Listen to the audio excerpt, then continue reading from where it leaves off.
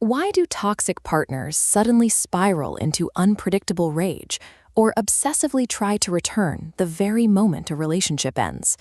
In a healthy breakup, two people eventually find their own separate paths, but leaving a narcissist triggers a storm of confusion, guilt, and exhausting mind games that can last for months.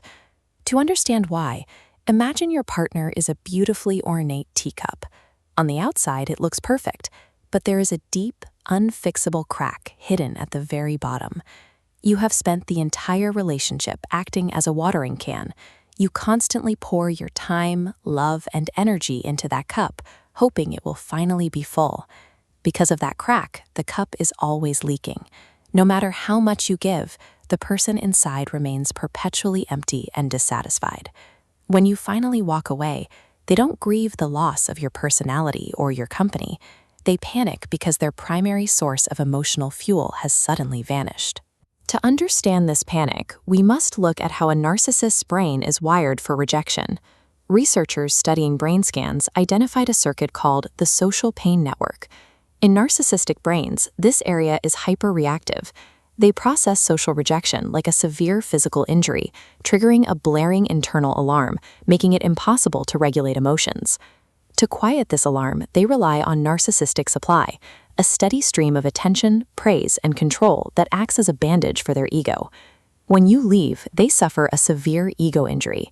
This frantic post-breakup behavior is a survival mechanism, a desperate attempt to get their supply back. This biological panic creates a very specific set of behaviors in the weeks following a split. Psychologists call this phase hoovering. It is a calculated effort to pull you back into the relationship's gravity using whatever tools they have left. You might receive random texts, manufactured drama with mutual friends, or feigned personal emergencies requiring your immediate help. This text highlights that narcissistic people are highly sensitive to rejection. When you leave, they often become punitive and vindictive. It is a predictable, clinical pattern that happens the moment they lose control. They may even temporarily revert to love bombing, showering you with intense charm and affection, used when you first met to lower your guard. If you return, the charm disappears almost immediately. Their underlying nature remains the same, and the cycle of emotional deprivation and control starts over. Recognizing these patterns is the first step toward breaking the bond and reclaiming your life. The most effective defense against this manipulation is a technique called the gray rock method. You become entirely uninteresting, like a simple, neutral gray rock. Offer brief, non-emotional responses, like, I see, or, that's interesting.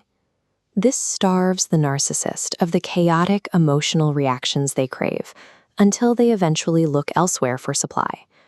True healing begins when you finally stop pouring your energy into that cracked, unfillable teacup. By redirecting that same love and attention toward yourself, you can finally rebuild the sense of worth and identity that was eroded during the relationship. Radical acceptance means realizing you cannot fix them. Your only job is to protect your own peace and tend to your own beautiful life. Breaking a trauma bond is a slow process that requires patience and self-compassion.